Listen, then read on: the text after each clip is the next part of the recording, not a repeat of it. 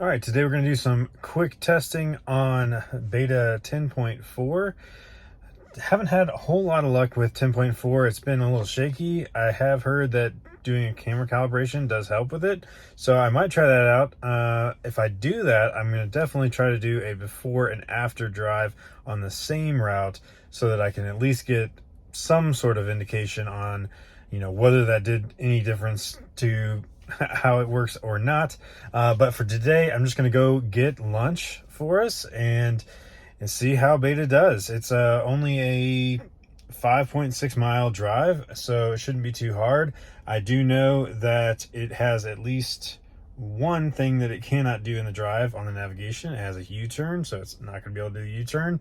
So I'll have to take over for that. And then also there is in the parking lot, it goes through this area that I've done in videos before where there's like 6 different stop lines and signs in front of this Kroger where it makes no sense. So really it just needs to, in my opinion, you should just drive through there and just stop if there's somebody that's going to go through the crosswalk.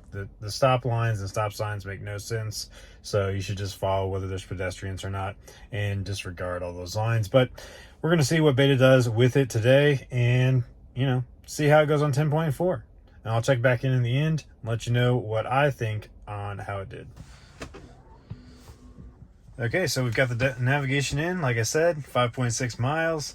And we're just going to navigate here out of the neighborhood. I don't like how it does drive through the neighborhood. It kind of stays to the center of the road. But I'm going to at least give it an opportunity to get out of the neighborhood. It says there's a speed bump over there. There's not. There's probably just a bump. Yeah, it's like a bump in the road, so it thinks it's a speed bump. It's kind of funny.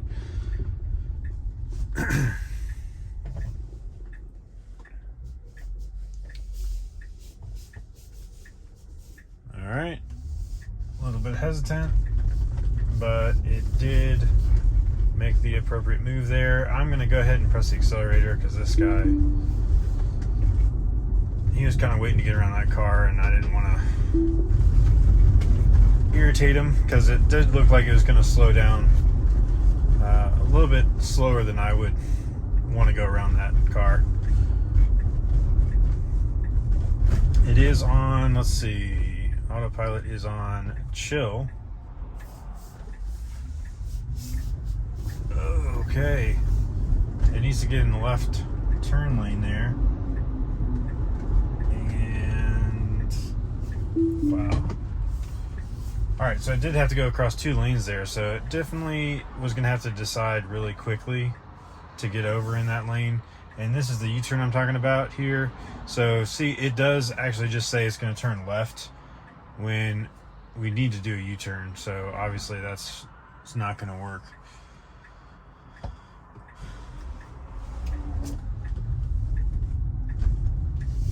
So went ahead and took care of the U-turn there.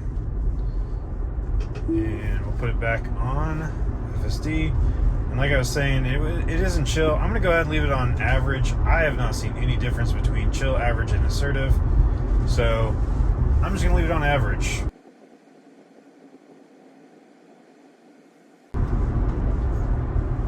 Alright, so there was some unnecessary braking there.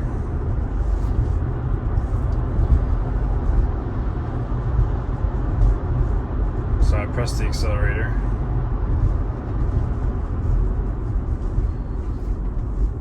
So that's one of the biggest things I've noticed about 10.4 versus 10.3 is that it on side roads will often do that phantom braking in odd places, either cresting a hill or if it's sunny and there's shadows on the ground, it tends to get a little bit flaky with those things. Alright, so we're changing lanes to the faster lane.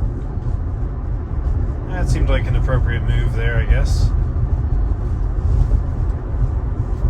And we don't have to be in the right lane for quite a while, so that's fine.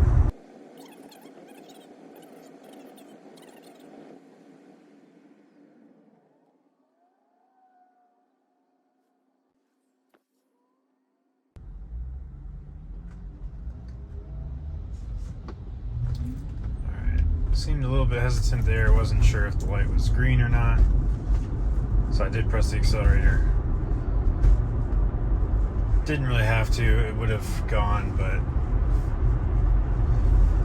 that light is often short, and I didn't want the van behind us to get irritated with that. Alright, so now it's changing lanes to follow route. So we do need to be in the right lane, so that is totally fine. However, I wouldn't be surprised if, again, along this route, we change lanes to get around somebody slow.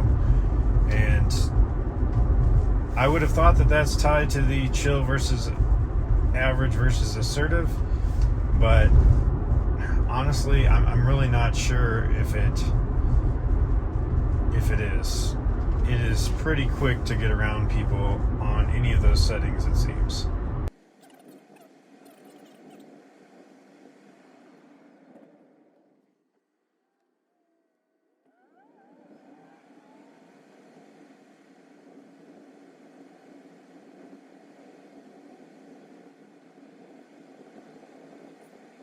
So we're turning right here, and I prefer to get my turn signal on earlier.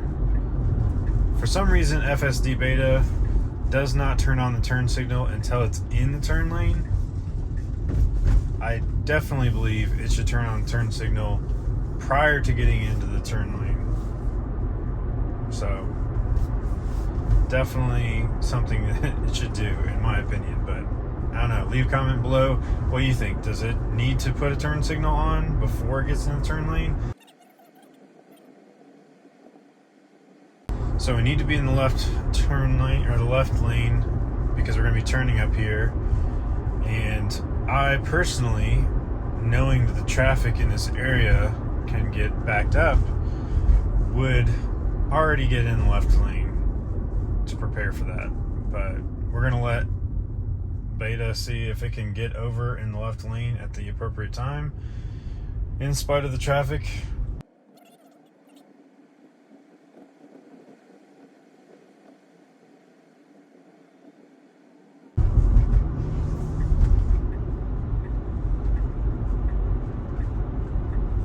Alright, so now it's trying to get over in the left lane, and of course there is no good gap.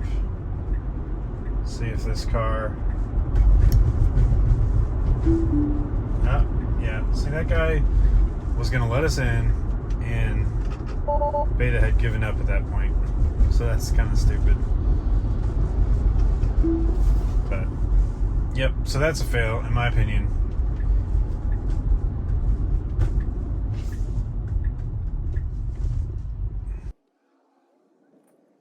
So when I drive, even with FSD beta on, I go ahead and try to get it in the lanes that I want it to be in by using the turn signal beforehand.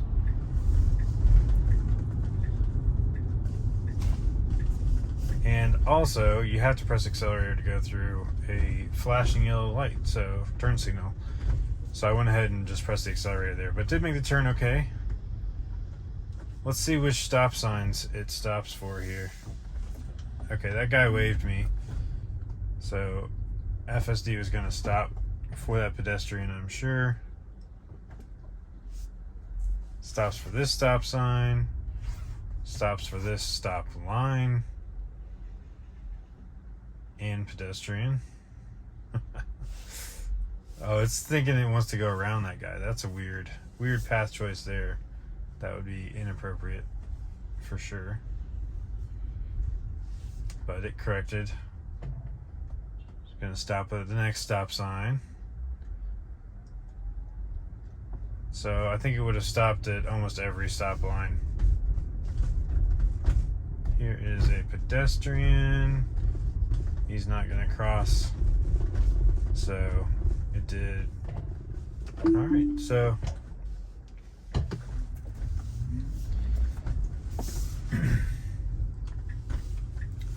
honestly, it didn't handle that nearly as bad as I would have thought. All right, so overall, it was not too bad. I did have to pressed the accelerator a few times. I had to turn the turn signal on a few times because, in my opinion, you should put your turn signal on when you're going to change lanes, not just when you're in the turn lane. So to get into the turn lane, you need to put your turn signal on to indicate that you're going to do that. That is definitely the right way to do it, in my opinion. Also, it did not try to get in the turn lane in time when we knew we were going to have to turn left. So it knows the navigation ahead of time. And I just know that by driving this area a lot, I know that there's going to be a lot of traffic and it might be difficult to get over in that lane without going ahead and getting over there. So that's really just, I'm sure it would have done fine, but I didn't really want to, in this situation, let it go past that. So maybe next time I will just let it see what it's going to do. The worst thing it would have done is just be super insistent on getting over in that lane and slowing a bunch of people down. I don't think it would have actually done that. I think it would have just rerouted once it missed the turn. So hopefully it wouldn't have actually tried to get over in the left lane too late. But in this case, I just took over. I just went ahead and got it in the left lane on my own. But honestly, through this parking lot here, where I thought it was going to have a lot of trouble with all the stop signs and the pedestrians, it did totally fine, actually. The only thing I had to take over for was there was a pedestrian that definitely looked like he was going to cross, but he waved me on, so I don't think that FSD was gonna react to his signaling us on. So overall, pretty good. It wasn't as bad. I did have a couple of phantom braking events that I had to press the accelerator on, so I didn't like that. As always, thanks so much for watching, and we'll see you on the next one.